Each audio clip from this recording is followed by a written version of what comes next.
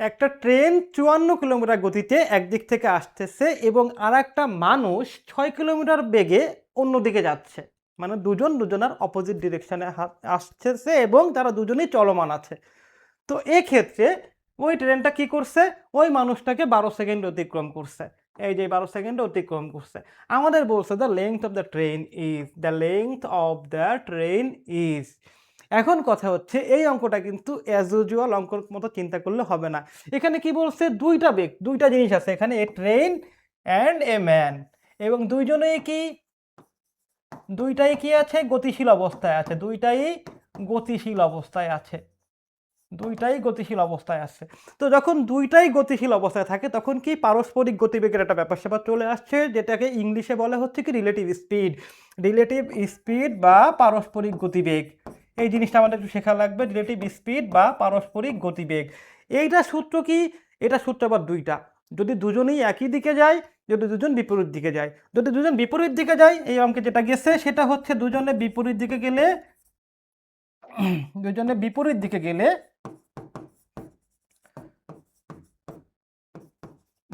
গেলে speed on যোগ speed two, যেটা আমাদের একটা আছে 54 কিলোমিটার আওয়ার, একটা আছে কত? 6 কিলোমিটার আওয়ার। তাহলে টোটাল হচ্ছে যোগ 60 কিলোমিটার আওয়ার। তাহলে আমাদের এখানে যেহেতু দুইটা বস্তুই গতিশীল, আমাদের কাছে কিন্তু রিলেটিভ স্পিডের ব্যাপার স্যাপার চলে আসছে, এবং আমরা দেখলাম সূত্র প্রয়োগ করে যে রিলেটিভ স্পিড হচ্ছে কি 60 কিলোমিটার আওয়ার। এখন কথা হচ্ছে আমাদের লেংথ অফ দ্য ট্রেন চাইছে। দ্যাট মিনস আমরা এটাকে দূরত্বের সাথে তুলনা করতে পারি। দূরত্বের সূত্র কি? দূরত্বের সূত্র হচ্ছে বেগ গুণ সময়। যেখানে আমাদের বেগ হচ্ছে কত? আমাদের কত? 60, এবং সময় কত? 12 সেকেন্ড। এখন বেগ গুণ সময় হলো, একটা হচ্ছে কিলোমিটারে, একটা হচ্ছে সেকেন্ডে। এটাকে যদি আমরা কিলোমিটার পার সেকেন্ড বা মিটার পার সেকেন্ডে করতে চাই তাহলে কি করতে হয়?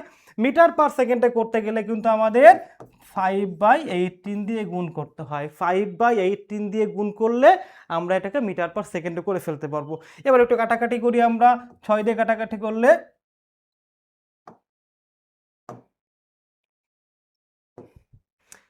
কাটাকাটি করলে 3 6 18, 5 6 10 কে 60, 3 অক্ষে 3, 3 4 12, তাহলে 4 5 20, 20 আর 10 গুণ করলে 200। তাহলে আমাদের এই যে হচ্ছে সেই 200 মিটার। ঠিক আছে, এটাই তাহলে আনসার।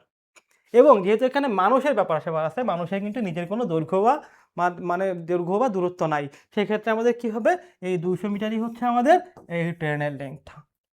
আশা করি সবাই বুঝতে পেরেছেন। সবাই এভাবে সলভ করার চেষ্টা করবেন, তাহলে ট্রেন এবং মানুষের অঙ্কগুলা বা ট্রেনের অঙ্কগুলা খুব সহজে সলভ করতে পারবেন।